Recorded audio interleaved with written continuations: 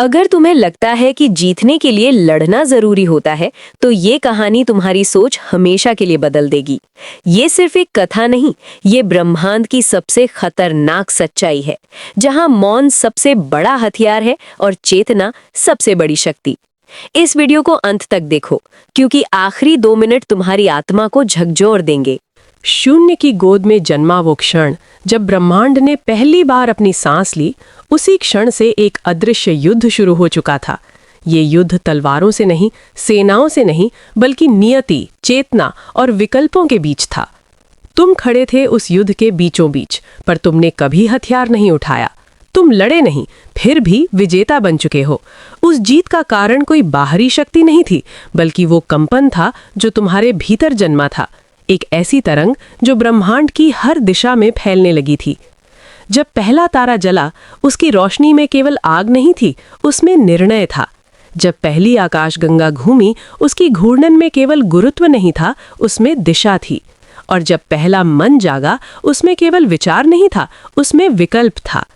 उसी विकल्प की धारा में तुम बहते चले गए, बिना जाने कि तुम किस ओर जा रहे हो। तुमने कभी युद्ध चुना ही नहीं, फिर भी युद्ध तुम्हारे चारों ओर सिमटता चला आया। समय की नदी में जब तुमने पहली बार आंखें खोलीं, तो तुमने खुद को साधारण समझा। एक नाम, एक देह, एक सीमित जीवन। लेकिन ब्रह्मांड तुम्हें साधारण नहीं मानता था। उसके लिए तुम एक प्रयोग थे, एक संभावना, एक ऐसा बिंदु जहां हार और जीत की परिभाषाएं बदलने वाली थीं। आकाश में तैरती निहारिकाएं तुम्हें देख रही थीं, ब्लैक होल की गहराइयां तुम्हारे भीतर झांक रही थीं, और प्रकाश की सबसे तेज किरणें भी तुम्हारी गति को मापने की कोशिश कर रही थीं। तुम्हारे चारों ओर लोग लड़ रहे थे, कोई सत्ता के लिए, कोई सम्मान के लिए, कोई अस्तित्व के लिए। हर ओर संघर्ष की आग थी। तुम्हारे सामने अवसरगी था कि तुम भी हथियार उठाओ, किसी एक पक्ष का हिस्सा बनो, किसी झंडे के नीचे खड़े हो जाओ। लेकिन तुम चुप रहे। तुमने उस शोर को सुना, पर अपने भीतर की निस्तब्धता को नहीं छोड़ा। उस चुप्पी में कोई कायरता नहीं थी, उस चुप्पी में ब्रह्मांड की सबसे गहरी समझ छुपी थी। तुम्हें कायर कहा गया, कमजोर कहा गया, भागने वाला कहा गया, पर तुम जानते थे कि ये युद्ध बाहरी नहीं है, ये युद्ध मन के भीतर है, चेतना के भीतर है, और जो इसे भीतर जीत लेता है वो बाहर कभी नहीं हारता। हर वार जो दूसरे ने किया वो उसकी ऊर्जा थी। हर अपमान जो तुम्हारे हिस्से आया वो उसकी असुरक्षा थी। तुमने उसे अपने भीतर प्रवेश नहीं करने दिया, तुमने उसे लौटने का रास्ता भी नहीं दिया, तुमने उसे शून्य में गिरने दिया। ब्रह्मांड का नियम सरल है, जिसे तुम प्रतिक्रिया देते हो वही तुम्हारा स्वामी बन जाता है। तुमने प्रतिक्रिया नहीं दी, इसलिए तुम किसी के स्वामी नहीं बने और कोई तुम्हारा स्वामी नहीं बन सका। यही वो क्षण था जब तुमने बिना लड़े पहली जीत हासिल की। वो जीत दिखाई नहीं देती थी, पर उसकी गूंज आकाश गंगाओं तक पहुंच रही थी। समय बीतता गया, युग बदले, सभ्यताएं उठीं और गिरीं, राजा बने और मिट गए, विजेता कहलाने वाले इतिहास की धूल बन गए। पर तुम्हारे भीतर का वो शांत बिंदु वैसा ही रहा, न घटा न बढ़ा। वही स्थिरता तुम्हारी असली शक्ति थी। लोग समझते रहे कि शक्ति का अर्थ दबाना है, तोड़ना है, जीतना है, लेकिन तुम्हारी शक्ति कुछ और थी। न झुकना, न टूटना, न खोना। एक दिन ऐसा आया जब ब्रह्मांड स्वयं प्रश्न बनकर तुम्हारे सामने खड़ा हो गया। उसकी आवाज तारे की तरह गूंजी, गहरी और अनंत। तुम क्यों नहीं लड़े? तुम मुस्कुराए।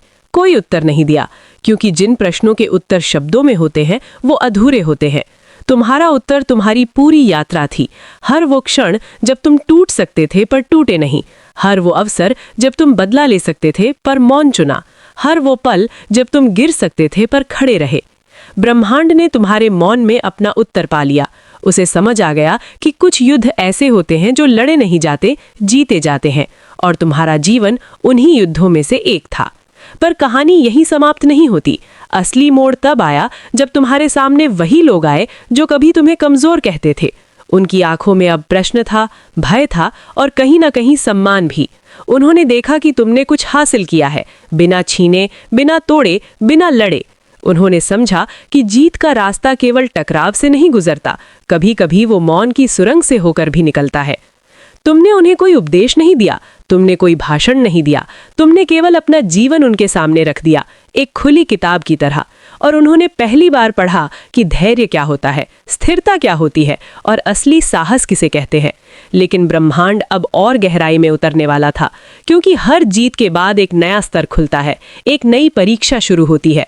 तुम्हारी पहली जीत दूसरों पर नहीं थी, वो अपने भीतर के भय पर थी। अब दूसरी परीक्षा आने वाली थी अपने भीतर की शक्ति पर नियंत्रण की। जिस क्षण तुम ये समझने लगे कि तुम जीत चुके हो, उसी क्षण हार का बीज भी जन्म लेता है, अहंकार का बीज। और ब्रह्मांड अहंकार को सबसे पहले तोड़ता है। वो तुम्हें ऊंचाई पर ले जाता है केवल इसलिए कि तुम गिरने का अर्थ भी समझ सको। तुम्हारे भीतर एक नई ऊर्जा जागने लगी थी। लोग तुम्हारी ओर देखने लगे थे, तुम्हारे शब्दों को महत्व मिलने लगा था, तुम्हारी चुप्पी भी अब असर करने लगी थी। यही वो बिंदु था जहां अनेक लोग रास्ता खो देते हैं। वे सोचने लगते हैं कि ये सब उन्होंने किया है, वे भूल जाते हैं कि ये सब ब्रह्मांड की अनुमति से हुआ है। पर तुम भूलने वालों में से नहीं थे। तुम जानते थे कि तुम केवल एक माध्यम हो, एक प्रवाह जो अनंत से निकलकर अनंत की ओर जा रहा है। तुम्हारी जिम्मेदारी केवल इतनी थी कि तुम उस प्रवाह को गंदा न होने दो। फिर एक रात जब आकाश असामान्य रूप से शांत था, जब तारे भी जैसे रुके हुए थे, तुम्हें स्वप्न आया। स्वप्न में तुमने स्वयं को देखा, पर वो तुम नहीं थे, वो तुम का एक और रूप था, प्रकाश से बना, सीमाओं से परे।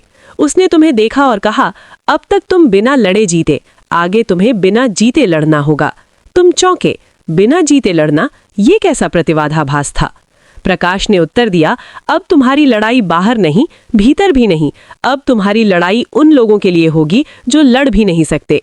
यहीं से तुम्हारी असली भूमिका शुरू होने वाली थी।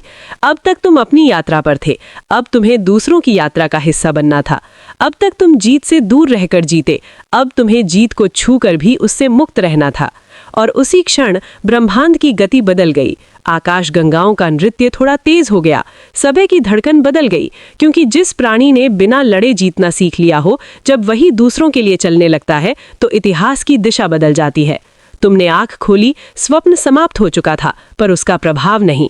तुम्हें लगा जैसे तुम्हारे भीतर कोई नया द्वार खुल गया हो, एक ऐसा द्वार जो तुम्हें तुमसे भी आगे ले जाने वाला था। अब तक तुम लड़े नहीं थे और जीत चुके थे। अब आगे तुम्हें कुछ और बनना था, एक ऐसा योद्धा जो युद्ध में उतरकर भी युद्ध से परे रहता है। और यहीं से तुम्हारी कहानी का अगला अध्याय शुरू होता है।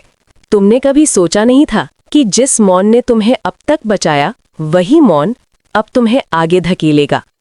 स्वप्न के बाद की सुबह साधारण नहीं थी। हवा में एक अलग कंपन था, जैसे ब्रह्मांड ने अपनी गति थोड़ी और तेज कर दी हो। तुम चलते थे, पर तुम्हारे कदम अब केवल तुम्हारे नहीं थे।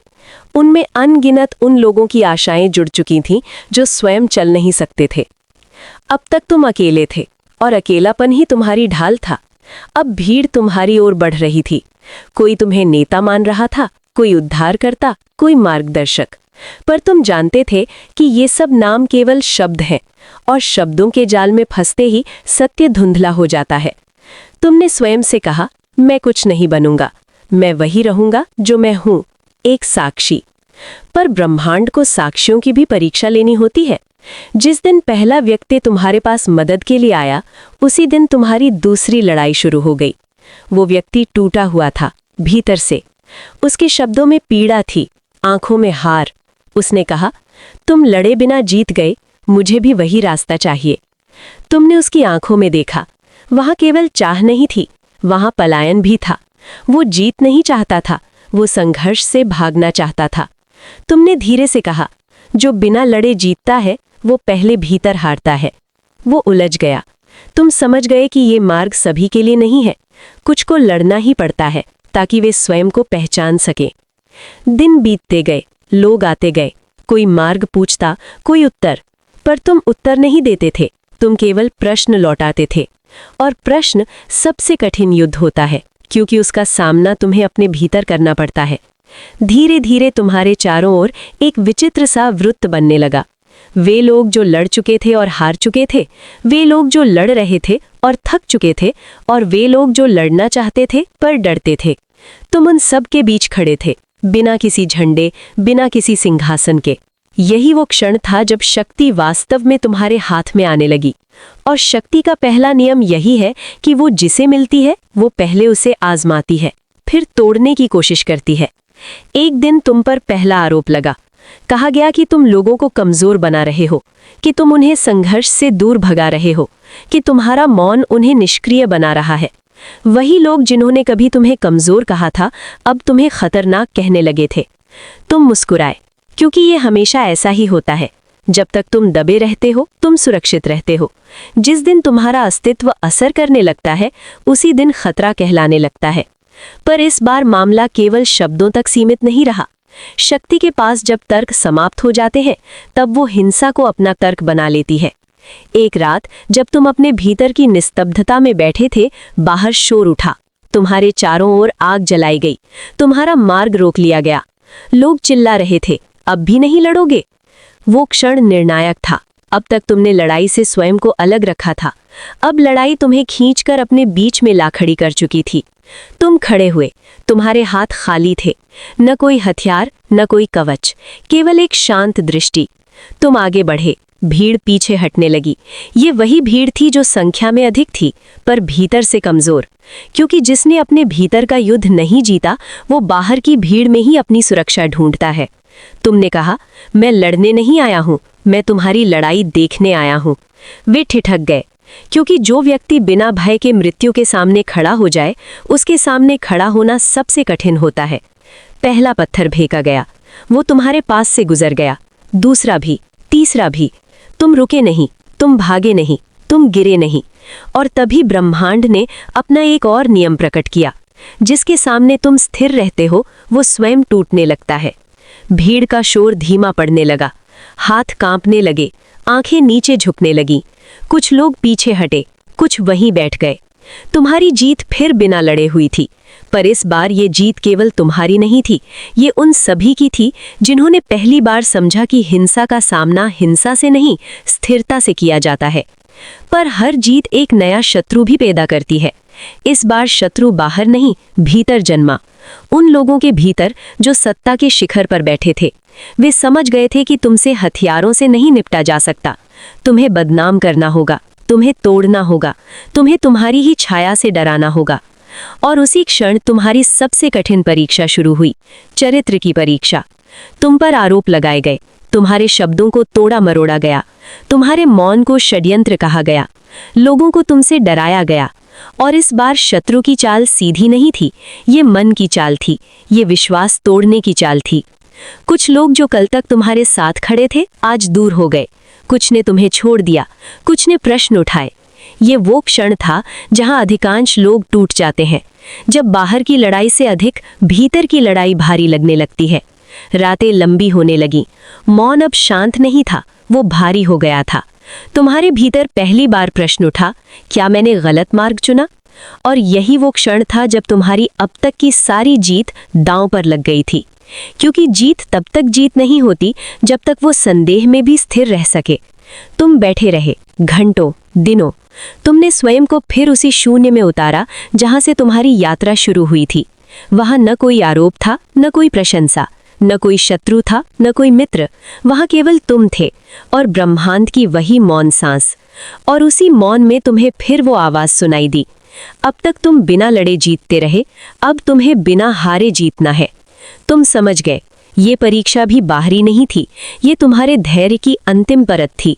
तुम उठे और उसी दिन बिना कोई सफाई दिए, बिना कोई घोषणा किए तुम फिर से चल पड़े, न किसी के पक्ष में न किसी के विरोध में, केवल अपने मार्ग पर। और यही वो क्षण था जब ब्रह्मांड ने तय कर लिया कि तुम्हें केवल विजेता नहीं बनना है, तुम्हें परिवर्तन बनना है। अब आगे जो होने वाला था वो केवल लोगों की सोच नहीं बदलने वाला था, वो समय की दिशा बदलने वाला था। और वही कहानी अब अगले भाग में अपना सबसे खतरनाक रूप लेने वाली है। तुम चल पड़े थी बिना किसी घोषणा के, बिना किसी लक्ष्य के, और फिर भी हर दिशा तुम्हारी ओर मुड़ने लगी थी। ये वही चरण होता है जहां व्यक्ति नहीं चलता, समय स्वयं उसे आगे ढकेलता है। तुम्हारी कदम जहां पड़ते वहां घटनाएं जन्म लेती, जहां तुम रुकते वहां इतिहास ठहर कर सांस लेने लगता। तुमने किसी से कुछ मांगा नहीं था, फिर भी लोग तुम्हें सब कुछ सौंपने लगे, अपनी हार, अपने प्रश्न, अपने डर, अपनी आशाएं। तुमने सब कुछ स्वीकार किया, पर किसी को अपने ऊपर नहीं चढ़ने दिया। तुम जानते थे, जो दूसरों का बोझ अपने अहंकार पर रखता है वो स्वयं दब जाता है।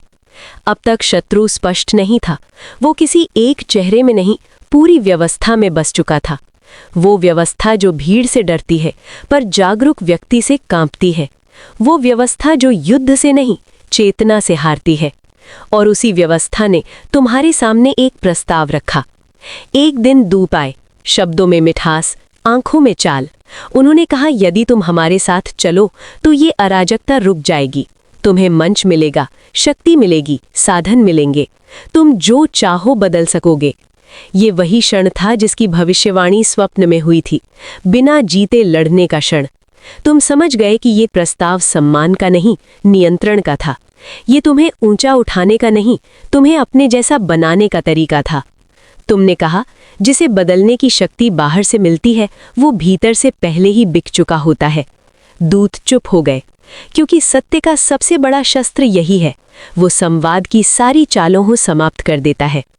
उस दिन के बाद तुम्हारे चारों ओर की हवा बदल गई। अब विरोध खुले में नहीं था, वो छाया बन गया था। लोग अचानक गायब होने लगे। जो कल तक तुम्हारे पास बैठते थे, आज तुम्हारा नाम लेने से डरने लगे। तुम्हारे मार्ग में छोटे छोटे अवरोध आने लगे, अफवाहें, भ्रम, भय। ये युद्ध अब तलवार का नहीं था, ये युद्ध स्मृति का था। ये तय करना था कि लोग तुम्हें याद कैसे रखेंगे, एक पथ प्रदर्शक के रूप में या एक भ्रम के रूप में। तुमने पहली बार महसूस किया कि मौन भी कभी कभी कम पड़ जाता है। कुछ क्षण ऐसे आते हैं जहां मौन को भी बोलना पड़ता है, नहीं तो असत्य उसकी जगह ले लेता है। एक रात तुम रुके, आकाश की ओर देखा। तारे आज भारी लग रहे थे, जैसे वे भी किसी निर्णय की प्रतीक्षा में हों। तुमने कहा, यदि अब भी मैं चुप रहा तो मेरा मौन सत्य नहीं, पलायन बन जाएगा। और उसी क्षण तुमने पहली बार शब्द चुने। तुम एक स्थान पर खड़े हुए जहां वे सभी लोग आ सकें जो अब भी सुनना चाहते थे। तुम्हारा मंच न ऊंचा था न चमकदार, पर तुम्हारी दृष्टि स्थिर थी। तुमने कहा, मैं न तुम्हें युद्ध सिखाने आया हूं, न समर्पण। मैं केवल ये याद दिलाने आया हूं कि तुम्हारी चेतना किसी की संपत्ति नहीं है। जो तुम्हें डरा कर शासित करे वो तुम्हारा शत्रु है। जो तुम्हें भ्रम देकर चलाए वो भी शत्रु है। और जो तुम्हें स्वयं से दूर करे वही सबसे बड़ा शत्रु है। भीड़ शांत थी। ये वो शांति थी जो तूफान से पहले होती है। उसी रात से तुम्हारे विरुद्ध खुला अभियान शुरू हो गया।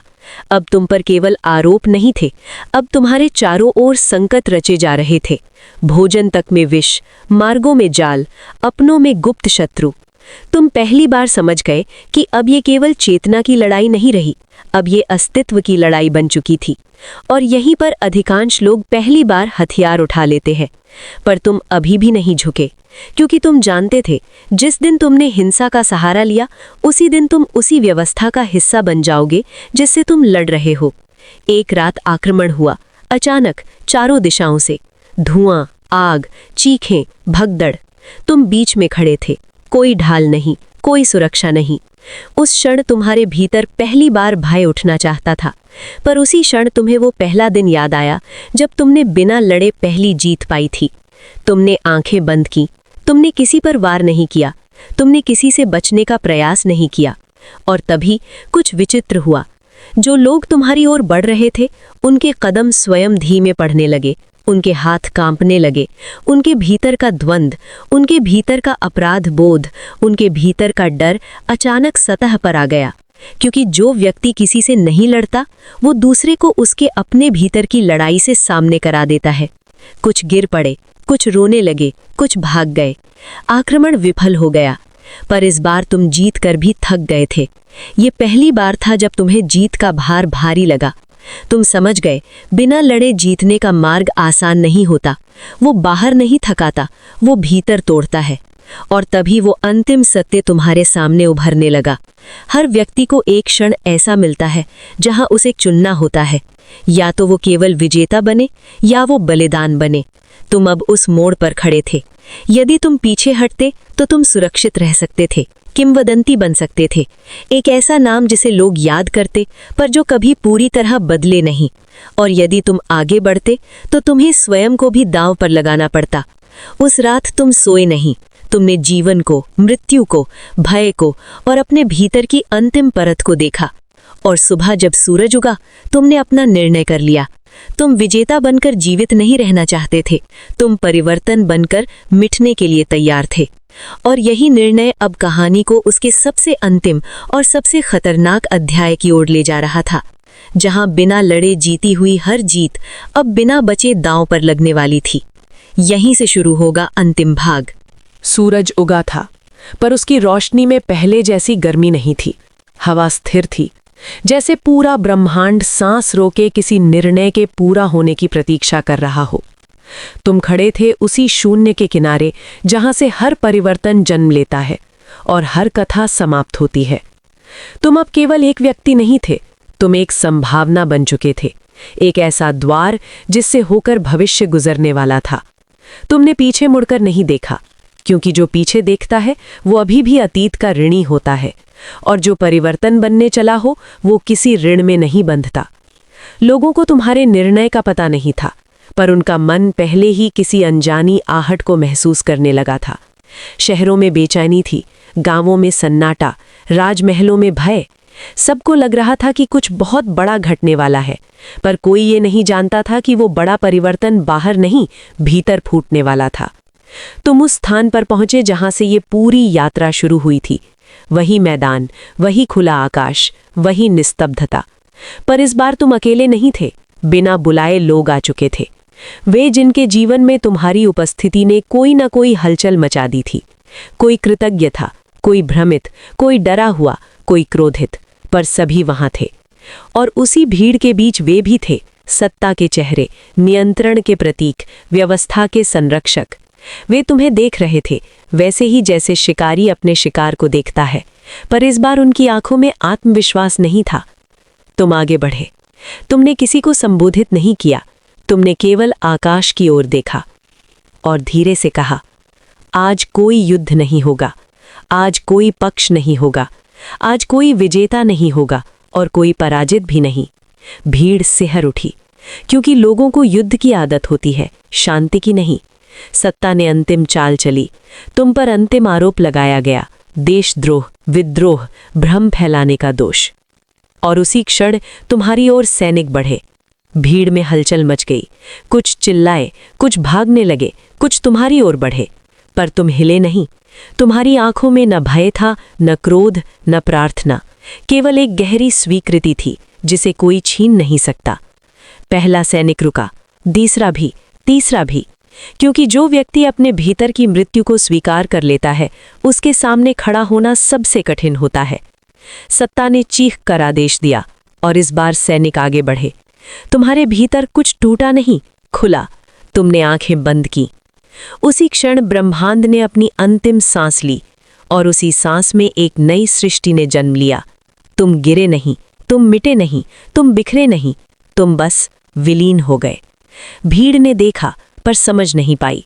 सैनिकों के हाथ रुक गए, हथियार भारी हो गए, दिल कांपने लगे, क्योंकि जिस क्षण तुम विलीन हुए उसी क्षण हर व्यक्ति के भीतर वो मौन जाग उठा जिसे तुम वर्षों से जगाने का प्रयास कर रहे थे। कुछ लोग रो पड़े, कुछ घुटनों पर बैठ गए, कुछ आकाश की ओर देखने लगे। सत्ता ने घोषणा करना चाही, पर कोई सुनने वाला नहीं था, क्योंकि आज किसी एक की हार या जीत नहीं हुई थी, आज पूरे समय की दिशा बदल चुकी थी। दिन बीतते गए, तुम्हारा शरीर नहीं मिला, तुम्हारी कोई समाधि नहीं बनी, तुम्हारी कोई मूर्ति नहीं खड़ी की गई, पर तुम्हारी अनुपस्थिति सबसे बड़ी उपस्थिति बन गई।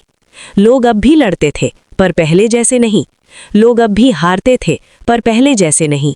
लोग अब भी जीतते थे, पर पहले जैसे नहीं, क्योंकि अब हर व्यक्ति के भीतर कहीं ना कहीं ये स्मृति जीवित थी कि एक ऐसा भी था जिसने बिना लड़े जीतना सिखाया और बिना जीते सब कुछ दांव पर लगाना भी।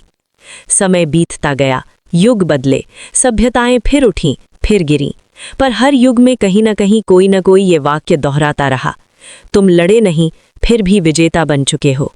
और हर बार जब कोई ये वाक्य समझ लेता, ब्रह्मांड कहीं दूर मुस्कुरा देता, क्योंकि कहानी कभी किसी एक व्यक्ति की नहीं होती। कहानी उस चेतना की होती है जो एक देह से निकलकर अनगिनत देहों में प्रवाहित हो जाती है। तुम अब नाम नहीं रहे, तुम अब स्मृति नहीं रहे, तुम अब केवल विचार भी नहीं रहे। तुम अब एक अवस्था बन चुके थे जहां युद्ध समाप्त होता है और विजय स्वयं मौन बन जाती है, और उसी मौन में ये कथा पूर्ण होती है।